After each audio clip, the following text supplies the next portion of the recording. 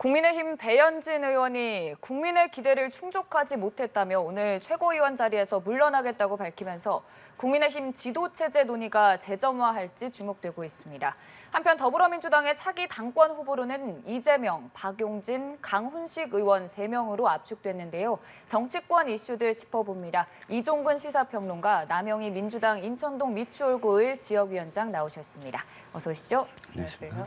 우선 오늘 배현진 최고위원이 사퇴를 발표를 했습니다. 사실 그 배경에 대해서 여러 가지 말들이 나오고 있거든요. 어떤 것으로 보면 될까요? 일단 이 국민의힘은 역사가 있습니다. 네. 최고위원들이 사퇴함으로써 당대표를 사퇴시키는 네. 그런 역사가 한 번 있었거든요. 네. 홍준표 대표 시절입니다. 한나라당 홍준표 대표를 사퇴시키기 위해서 당시 최고위원들 3사람이 사퇴를 했어요. 유승민 최고위원, 남경필 최고위원, 그다음에 원희룡 최고위원. 이렇게 3사람이 사퇴를 함으로써 어쩔 수 없이 홍준표 대표도 사퇴를 했고, 그다음에 지금 박근혜 비대위원장을 임명함으로써 이 대선 국면으로 넘어갔거든요. 지금 이 배현진 최고위원이 바로 그런 지금 전철을 다시 밟겠다라고 지금 의도를 한 게 아니냐. 즉, 이 현재 어떤 상황들 지금 권성동 직무대행 체제가 사실상 불안하다라는 목소리가 당내에서 많이 나오고 있지 않겠습니까? 그리고 문제는 이준석 당대표가 지금 당원권 정지 6개월인데도 불구하고 당대표를 사임하지 않으면 지금 지금 계속 유지가 되는 거예요. 네. 물론 직무대행 체제이긴 하지만 당대표의 권한을 행사할 수 없지만 이런 어정쩡한 상황을 바로잡겠다라는 그런 의도, 그러니까 바로잡겠다라는 의도 자체가 당대표를 물러나게 하고, 완전히 물러나게 하고, 직무대행 체제를, 그러니까 조기 전대를 위한 비상대책위원회라든지 이런 국면 전환이 필요하다라는 그런 의도로서 배현진 최고위원이 먼저 선도 사퇴를 한 게 아니냐. 라고 보여지고요. 물론 이것이 나머지 최고위원들이 모두 사퇴를 해야만 지금 최고위원들 체제가 무너진다라는 해석이 있어서 네. 전체 중에 지금 김용태 최고위원이 청년 몫인데 반대를 하게 되면 어떻게 되느냐, 뭐 이런 지금 뭐 이렇게 그 경우의 수가 좀 있어요. 하지만 그 안에서 조수진 최고위원이라든지 혹은 윤영석 최고위원은 확실히 사퇴를 할 것으로 보입니다. 네. 전망이 돼요. 그렇다면 그 나머지 최고위원들 정미경 최고위원이나 혹은 김용태 최고위원한테 압박이 가해질 수가 있겠죠. 두 사람만 남는 상황 속에서 어떻게 될 거냐. 또 그렇게 되면 확실하게 지금 직무대행이 권성동 직무대행이 어느 쪽을 선택하느냐에 따라서 지금 바뀌어지겠죠. 그러니까 지금의 국민의힘 체제는 월요일 날 오전이 가장 분수령이에요. 월요일 날 오전이 어떻게 되느냐에 따라서 의총이 열리면서 네. 진압이 될 것이냐, 아니면 최고위원들이 연달아 사퇴를 하면서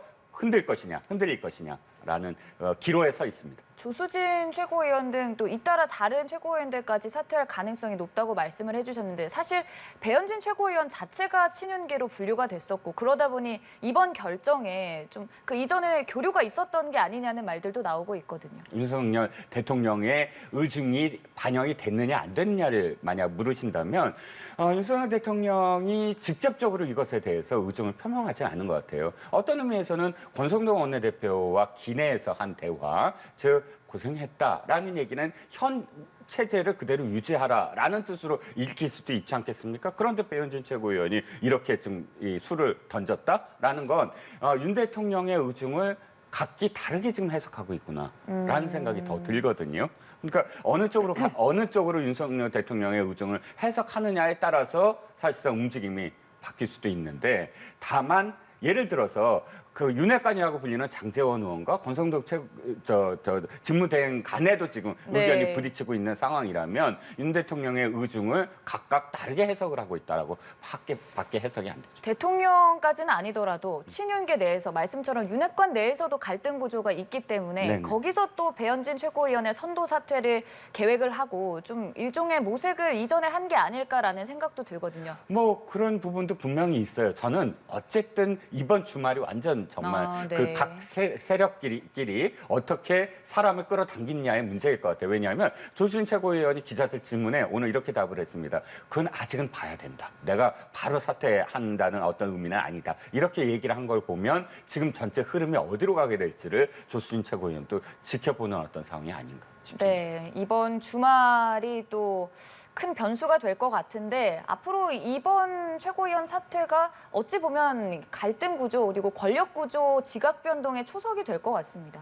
네, 지금 배현진 네. 최고가 사퇴를 한다라는 것을 제가 이제 이후에 연쇄 사퇴가 있을지 그 작용을 일으킬지에 대한 것은 좀 더 두고 봐야 되겠지만 이 오늘 사퇴한 배경에는 권성동 직대와 그 윤석열 대통령 간의 문자 노출이 그 나비 효과를 일으킨 거 아닌가 싶습니다. 네. 그 첫 번째 요인은 이준석 현재 당대표긴 한데 이 당대표에 대해서 더 이상 신임하지 않겠다라는 대통령의 의중이 너무나 적나라하게 드러난 것이죠. 첫 번째 그것을 보면서 친윤이라고 봐지는 그 최고위원들이 결심을 한 것이 아닌가라는 게 일단 배현진 최고위원의 사퇴에서 저희들이 알 수 있는 대목이고요.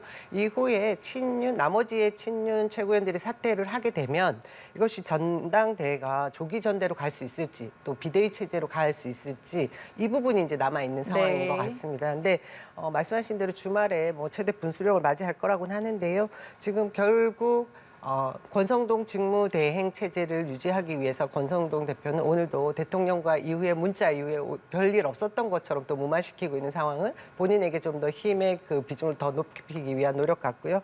그런데 이 와중에 또 배현진 최고위원은 사퇴를 함으로써 그 균형추가 또 무너지고 있다는 걸 보여주는 거 아니겠습니까? 근데 이 내부에 있는 이준석 대표계에 있는 최고위원들이 어떤 결정을 내릴지 어떻게 보면 난파하는 배에서 빠르게 내리려고 할 수도 있습니다. 그래서 그 결과는 좀 더 지켜봐야 되긴 하겠지만 제가 보기에는 지금 비대위 체제로 갈 수 있는 그런 상황을 더 많이 크게 그 방향 쪽으로 가고 있는 게 아닌가 그런 생각도 드는데요. 네. 어찌됐든 이후에 연쇄 사퇴가 이루어진다면 조기 전대나 비대위 가능성도 있다는 말씀을 해주셨는데 안철수 의원이 건대행이 재신임이 안 되면 조기 전당대회 가능성이 있다라는 발언을 했습니다. 이 부분이 어찌 좀 앞으로 가능성이 높다는 측면에서 말을 한 건지 아니면 안철수 의원의 개인적인 사견일까요? 글쎄요, 안철수 의원이 가능성이 높다기보다는 의원총회, 안철수 의원 발언 중에는 의원총회에서 재신임 할 수 있다라는 발언도 있거든요. 안철수 의원 입장에서는 지금 최고위원이 변화가 되는 게 중요해요. 어떤 변화냐면 두 사람, 국민의당 몫으로 네. 김윤, 그다음에 정점식 이 두 사람의 최고위원을 넣어야 되거든요. 그러면 당원 당규를 개정해야 돼요. 그럼 의원총회에서도 그걸 신임해야 되고 당무위원회에서 최종 결정을 해야 그 두 사람이 들어가서 전체적으로 최고위원이 되는 것을 사실 안철수 의원은 더 바랄 거예요. 그러니까 자기 몫의 두 사람이 역할을 좀 해주길. 그런데 갑자기 최고위원 다 무너지면 최고위원 두 사람을 못 집어넣는 상황, 그리고 비대위로 가는 상황. 그런데 현재까지 이 당내의 자기의 어떤 세력을 제대로 이뤄내지 못한 상황이거든요. 자신은 한 1년 정도의 시간이 좀 필요한 상황이기 때문에 어떤 의미에서는 좀 더 안정적인 지금의 체제가 안정적으로 가서 자기 사람들이 최고위원으로 다 포함이 돼갖고 그 체제를 한 1년 정도 가져가기를 저는 원할 것 같아요. 그래서 방점이 의원총회에서 재신임 될 거다라는 그런 뉘앙스에 좀 더 방점이 있었지 않을까 싶습니다. 네, 참 어찌됐든 차기 당권을 누가 잡느냐가 근본적으로 깔려 있는 것 같은데 그러다 보니 차기 당권 주자로 거론되는 사람들의 거취 하나하나가 계속해서 주목을 받는 상황입니다. 김기현 전 원내대표, 안철수 의원, 권성동 대행 여러 가지 인물들. 사실 어제 또 정조대왕암 진수식에서 모두가 한 자리에 모였는데 사실 이 자리 배치를 두고도 인물 간의 관계에 대해서 말이 나오는 상황이거든요. 일단 근처에 나란히 다 앉았다고는 합니다. 네, 그렇습니다. 네. 사실 근데 보니까 다 지분들이 있더라고요. 정조대왕함의 지분.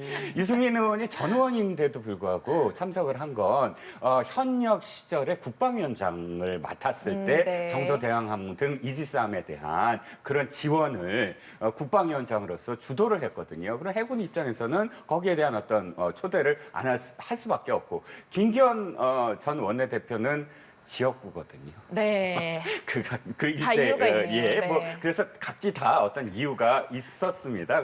그런데 모아놓고 보니까 다 당권 주자예요. 네. 당연히 해군이 아마 굉장히 머리가 아팠을 겁니다. 헤드 테이블부터 예를 들어서 만찬이다 그러면 그거 정하는데 이게 힘들잖아요. 우연히 그렇게 되다 보니까 사진도 굉장히 사진 기자들이 열심히 사진을 찍고 표정들을 찍었던 것 같습니다. 문제는 각기 지금 다른 생각을 갖고 있다는 거예요. 네. 비슷한 어떤 합종 연행이 아직은 불가능한 김기현 전 원내대표 같은 경우는 지금 당장 바꾸자라는 입장이고 안철수 의원은 제가 말씀을 드렸고 유승민 전 의원 같은 경우는 자기 목소리를 이제 내기 시작해야 될 단계거든요. 뭐 이 출판 기념회 때도 얘기했죠. 야수처럼 으로 바꾸겠다. 즉 자기가 워낙에 부잣집 도련님 같은 어떤 인상이 너무나 대선 주자로서 이미지가 강했기 때문에 좀 더 와일드하고 좀 더 이 현장에 뛰어드는 그런 액티브한 어떤 모습이 필요하다라고 절실히 느꼈을 거예요. 그러면 자기가 뛰어들 수 있는 여지는 뭐죠?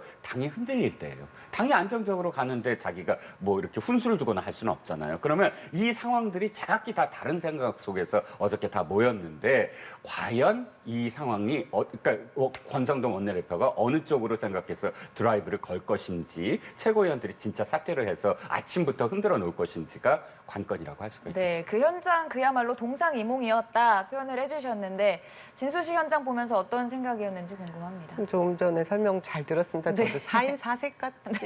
우선은 지금 현재 직무대행까지 맡고 있으면서 자기 당권까지도 염두에 두고 있는 권성동 원내대표가 있을 것이고요. 그리고 뭐 다른 뭐 행정직 뭐 이런 거 경험해보고 싶었지만 차기 당권에 도전하겠다라는 안철수 지금 의원이 있는 것이고, 이 어떻게 보면 장제원 의원이 어떤 방향으로 움직일지 모르겠는데 김기현 전 원내대표가 이 틈새를 계속 노리고 계신 것 같아요. 네. 그런 부분이 있고 유승민 전 의원은 지금 이준석 대표와 같은 결이라고 보면 같은 계파라고 봐지는데 그 사이에 어떤 지각 변동이 있었는지 잘 모르겠습니다만 지금 지방을 돌면서 다시 자기의 세력을 구축해보고자 노력하고 있는 이준석 대표와 함께 또 당권을 잡으려고 저는 도전할 거라고 생각하거든요. 그냥 이 자리에서 물러나진 않을 것 같습니다. 그래서 이 4인 4색인 모습, 그런 모습이 보이는데 한편 가지 안타까운 것은 지금 민주당은 절차에 의해서 전당대회를 치르고 있는 와중이고요. 근데 지금 국민의힘 같은 경우는 국민들 정말 집권 여당으로서의 책임이 있는 국정 운영 파트너로의 모습을 보고 싶어 하는데 이렇게 계속해서 당권 가지고 내용을 겪고 있는 모습을 보여주는 게 바람직한 것인지, 저는 어떻게 보면 국민들한테 좋은 모습을 보여야 될 여당, 그리고 지금 정권 창출해서 지금 정권 출범한 지 100일도 안 됐습니다. 3달도 안 된 이 정부의 그 집권 여당이 보여주고 있는 이런 모습들, 좀 저는 반성할 부분이 굉장히 많은 것 같아요. 근데 별로 뭐가 문제인지를 잘 모르고 계속해서 이런 내용을 겪고 있는 게 아닌가 싶어 좀 아쉽습니다. 네, 동상이몽의 4인 4색이었다. 참 그 현장에 참석한 인물들의 하나하나에 다 스포트라이트가 따라가는 모습인데 또 빠질 수 없는 게 윤석열 대통령과 권성동 대행. 생각보다는 그 참석한 인사들의 말에 따르면은 아무렇지 않게 가까워 보였다라고 합니다. 윤 대통령의 입장에서는 그럴 수밖에 없었다고 생각을 합니다. 네. 왜냐하면 그 문자 파동이 있을 때 대통령실에서 바로 이야기한 건 그 사적인 대화였다. 사적인 대화에 대해서 공적으로 멘트할 수는 없지 않느냐라는 입장이었고, 그렇다면 사적인 대화를 노출한 것이 권성동 원내대표가 만약에 의도했다고 한다면 권성동 원내대표와의 거리를 둬야 돼요. 왜냐하면 자기 정치를 위해서 의도적으로 노출한 거잖아요. 그런데 그렇게 하기에는 권성동 원내대표의 어떤 상황이라든지 이런 것들이 대통령 측으로 봤을 때는 실수였다라고 이 건을 묻어둬야지, 의도였다라고 생각을 하게끔 만들면, 예를 들어 대통령이 야단을 친다거나 거리를 둔다거나 했을 때는 이건 굉장히 또 발화 지점이거든요. 네. 더 많이 계속 회자될 겁니다. 봐라, 대통령이 권성동 원내대표 이렇게 했다더라 저렇게 했다더라 하면서 당에 영향을 미치게 될 거예요. 직접적으로. 그러면 대통령 입장에서는 내 사적인 대화가 원내대표가 노출된 건 대단히 부적합하지만 실수였기 때문에 고생했다 정도로 이 사안에 대해서 더 이상 점화되는 것을 원치 않는 그런 수를 지금 둔 것이 아니냐. 뭐 그렇다고 해서 저는 확대해서 그래 권선은 어떤데 뭐 완전히 신임하고 뭐 이렇게까지는 정치적인 어떤 뭐 그런 해석까지는 너무 또 확대 해석을 하는 게 아닌가 싶기도 하고요. 저는 문자 노출 때문에 일어난 그 효과, 영향이라고 하면 의도한 바와 다르게 좋지 않은 영향을 미치고 있다고 생각을 하는데 대통령 비서실에서 그 문제 조금 전에 제가 말씀드린 것처럼 이 사안의 심각성을 잘 모르고 대통령의 사적 대화다라고 얘기를 한 것은 좀 심각한 것 같습니다. 이 문제에 대한 인식이 없다라는 게 사실 그 당무에 대해서는 대통령이 관여하지 않겠다라는 얘기를 하신 지가 얼마 안 됐거든요. 근데 막상 그 문자 내용을 보니까 국민의힘이 어떻게 잘하고 있고 그리고 뭐 내부 총질을 하던 당대표가 떠났다라는 얘기도 하고 이 부분이 이준석 대표에 대한 신임을 하지 않겠다라는 내용을 다 내포하고 있는 것을 지금 현재 당대표가 뻔히 다시 보여줌으로 해서 대통령에 대한 신뢰도를 땅에 떨어뜨리는 효과를 발휘했거든요.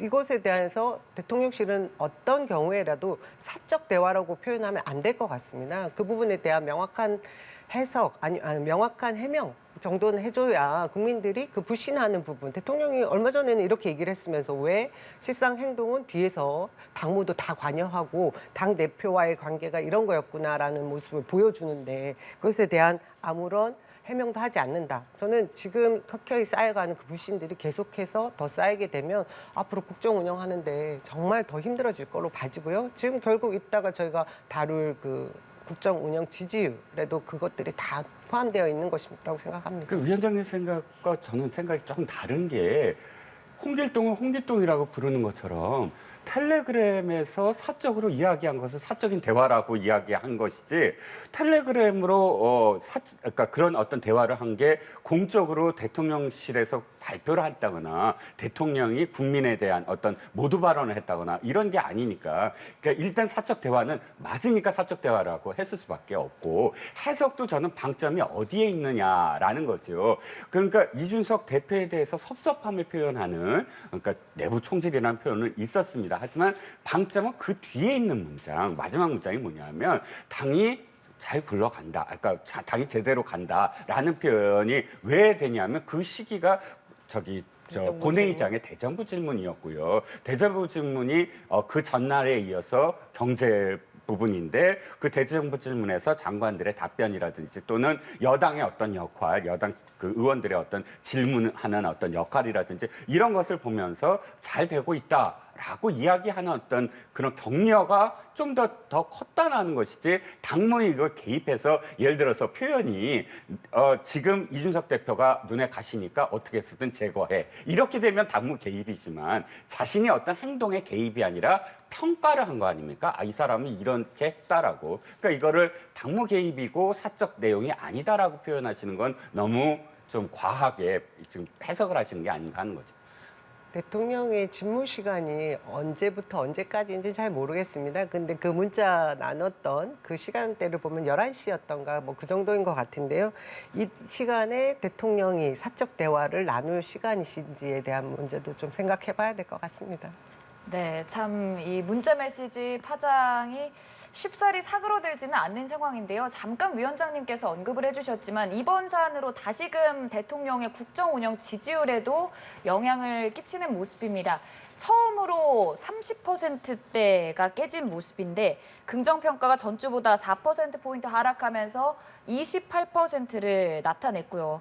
부정평가는 2%포인트 상승하면서 62%로 기록을 했습니다. 7월 넷째 주 한국갤럽 조사에 따른 대통령 직무수행 평가 결과인데 사실 30%대를 깬 건 이번이 처음이지 않습니까? 이 지금 뭐 전 세계사에도 없을 정도의 그 신임 대통령에 대한 국정 운영 지지율이라는 얘기들을 많이 합니다. 이 부분에 대해서 굉장히 걱정스럽죠. 저도 대한민국의 국민으로서 대통령이 새로 취임하신 대통령이 국정을 잘 운영해 주시기를 바랄 수밖에 없는 것인데 이렇게 국민 민심이 긍정평가 20%대에 진입한 거는 원래 애초에 한 30% 이상의 공고한 지지층도 이탈을 했다라고 볼 수밖에 없는 상황 아니겠습니까? 그 문제가 무엇인지에 대해서 대통령과 대통령실 그리고 정부 여당에서 뼈아프게 받아들여야 되는데 지금 아까 제가 말씀드린 대로 대통령이나 대통령실에서 계속해서 나오는 발언이나 이후의 뭐 행동들 그리고 뭐 어제는 그랬죠. 업무 보고도 사실 받아야 될 것도 사전 아무런 이유 없이 설명 없이 그냥 취소하는 상황 뭐 이런 모습들까지 보여주면서 저는 앞으로도 굉장히 걱정이 된다. 대통령이 대통령 시간에 대통령의 업무를 다 수행하고 있는지에 대한 국민들의 불신이 오히려 쌓여가면 이 국정 운영 지지율에 대한 뭐 국가 운영에 대한 원동력에 탄력을 받을 것이 아니라 오히려 어떤 지지도 받지 못하면 할 수 있는 하고자 하는 그 정책 비전들 수행해내겠습니까? 저는 이 부분이 굉장히 저희 국민들 모두에게 불행이라는 생각이 듭니다. 결국에는 국정 운영에도 제동이 걸릴 것이다라는 우려를 표명해 주셨습니다. 네. 3공화국, 5공화국 또는 1공화국, 2공화국의 회고록을 보면 네. 대통령이 나중에 보니까 여당 대표에게 전화해서 했던 발언들이 다 나와요. 근데 그 발언들이 그때 사실 다 공적인 대화였느냐. 그건 아니라는 거죠. 사적인 어떤 부분이 분명히 있을 테고 일상에서 숨 쉬는 것도 사실은 사적인 어떤 시간들이잖아요. 그래서 그게 너무 과하게 또 이렇게 그 매를 드시는 것 같긴 하고요. 두 번째는 그런데 그러니까 비판은 받을 수 있는 지지율인 건 맞습니다. 3개월도 안 돼서 지금 20%대잖아요. 이건, 우리가 유례가 2번이 있습니다. 이명박 대통령이 4개월 만에 광우병 때문에 광우병 그 소동 때문에 50%대에서 20%대로 돌파당했었어요. 그러니까 그때보다 약 한 1개월여 좀 이르다라고는 할 수가 있겠죠. 그리고 노무현 대통령이 50% 지지대였다가 그런 발언들 몇 가지 뭐 좀 국민들에게 불편한 어떤 느낌을 주는 발언들과 그 다음에 한미 FTA 또는 뭐 그 이라크 파병 등 지지층이 반대하는 어떤 그런 이 정책들을 펴음으로써 20%대로 떨어진 적이 있어요. 양 대통령 모두 근데 그것을 또 전화위복으로 삼아서 이명박 대통령 같은 경우는 서프라임 모기지 사태를 야전 침대를 두고 진두지휘를 하겠다라고 직접 나서서 해결을 하는 어떤 과정 속에서 50%대 근접하게 다시 오른 적이 있고 노무현 대통령도 역시 그걸 바닥으로 치고 올라갔거든요. 물론 이분들보다 조금 이르게 20%대로 진입한 것도 맞고 또 한 가지 안타까운 건 이명박 대통령 같은 경우 어쨌든 한미 FTA의 소고기 협상이라는 논쟁적인 그런 이슈가 있었어요. 근데 지금은 그런 논쟁적인 이슈가 아니라 대단히 지역적인 문제들이 확대됐다는 거죠. 발언들이라든지 인사라든지 이런 부분들. 이런 부분들이 확대됐다는 건 그만큼 지금 이 정국을 스스로 이끌지 못하고 있다라는 그게 가장 저는 큰 것 같거든요. 그래서 또 하나 좀 희망적인 것은 휴가라는 거예요. 대통령의 휴가는 뭘 갖고 오냐면 정책적인 어떤 모멘텀이나 인사의 모멘텀을 늘 가져왔거든요. 그 지지율이 떨어진 대통령일수록 역대 대통령의 휴가는 그래서 전국 구상이라는 얘기가 맨날 나오고 그래서 돌아와서 무엇부터 할 것이냐 또는 어떤 발언을 할 것이냐가 그래서 관심이 모아집니다. 이 휴가가 이제 독이 되느냐 또 득이 되느냐 또다시 어떤 전국 모멘텀이 되느냐는 어떤 사람들을 만나고 또 이 민심이 어떻다라는 걸 듣고 어떻게 그것을 정책으로 펼칠 것이냐라는 그 과정을 휴가 기간에 어떻게 갖느냐에 따라 좀 달려있는 것 같습니다. 네. 대통령 휴가 필요하다고 생각하고요.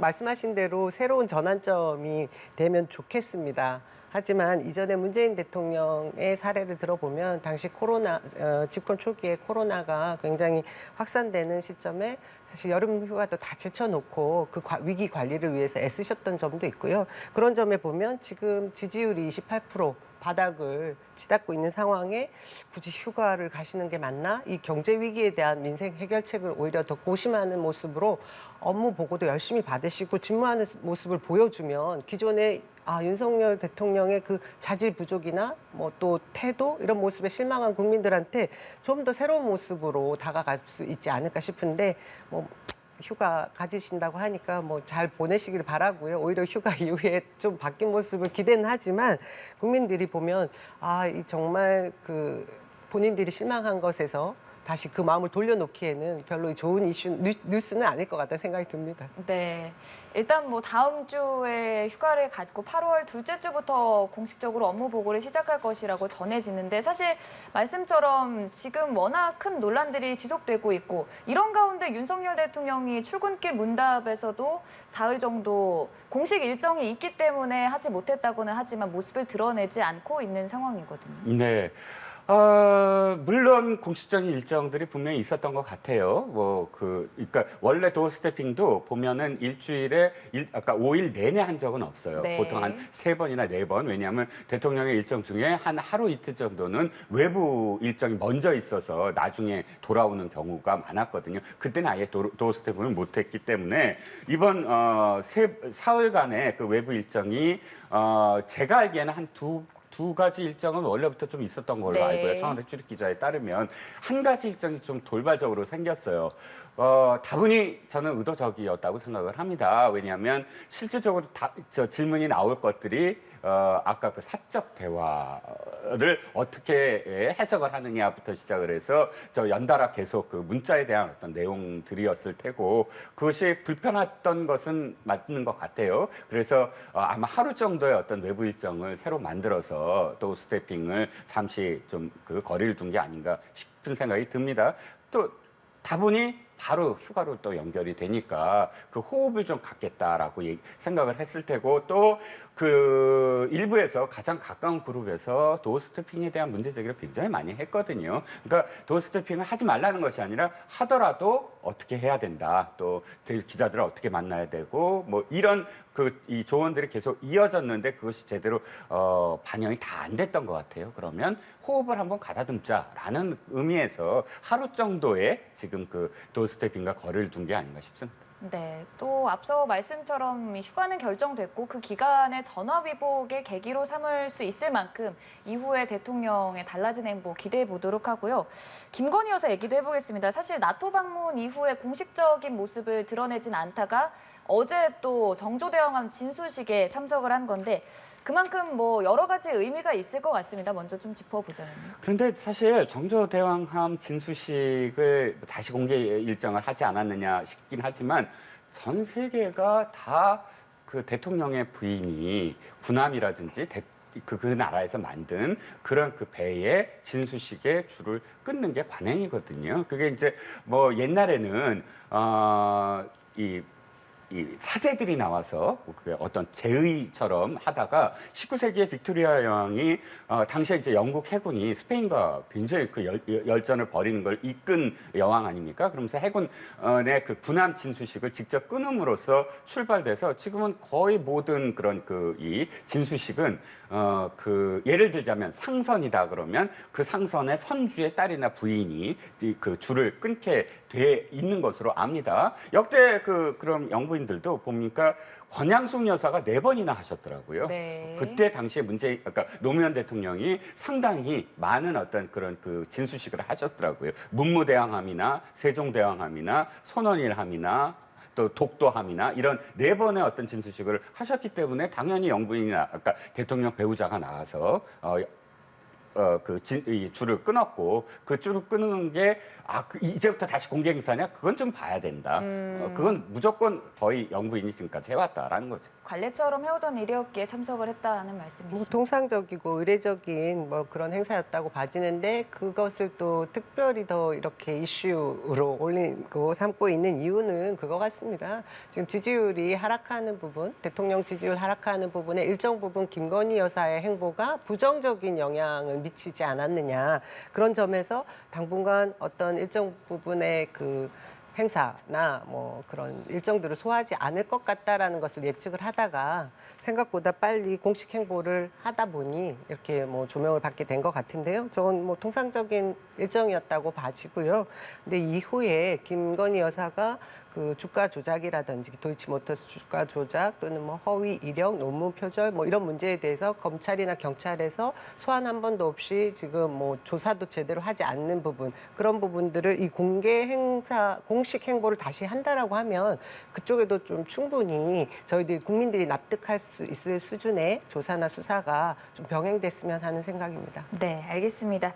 민주당 상황도 짚어보도록 하죠. 어제 전당대회 예비 경선 결과가 공개가 됐습니다. 8명의 후보 중에 3명이 추려진 상황인데 이재명, 박용진, 강훈식 세 사람으로 일단 결론이 났습니다. 어찌 좀 이 세 사람이 통과할 것이라고 예상을 했는지요? 예상 바뀝니다. 네. 그 얘기들 많이 하시는데요.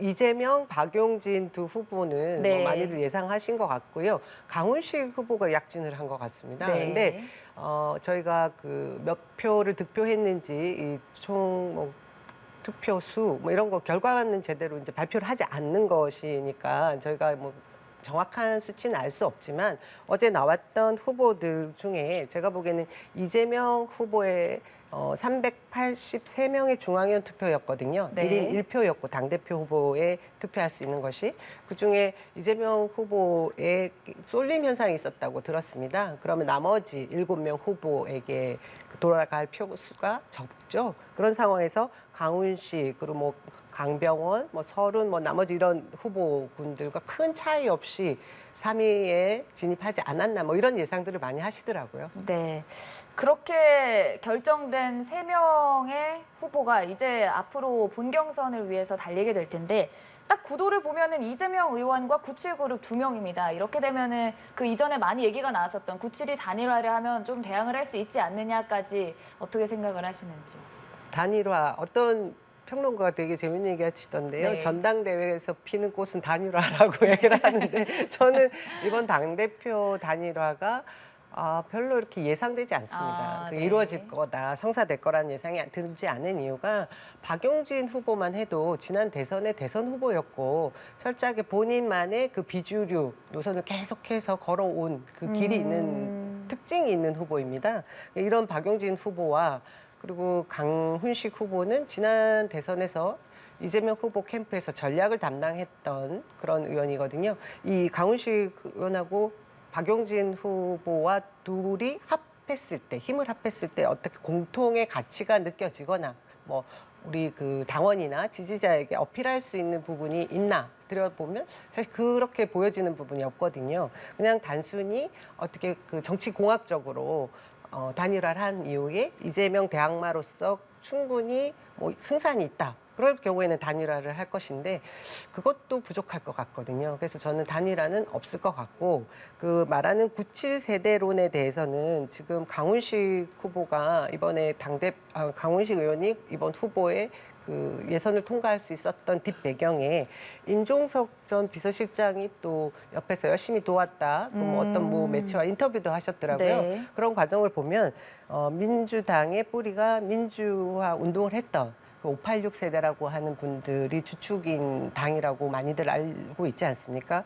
그 주 멤버들이 강훈식 의원을 도우면서 이번 경선도 통과하게 된 배경이 분명히 있다라고는 하지만 자연스럽게 국민들이나 당원들이나 지지자들이 세대 교체를 원하는 것과 어떤 이전의 선배들이 자리를 물려줘서 받아서 가는 모습 그것이 정말 그들이 얘기하는 97 새로운 세대론인지에 대해서 동의하기 어려워하는 분도 많이 계십니다.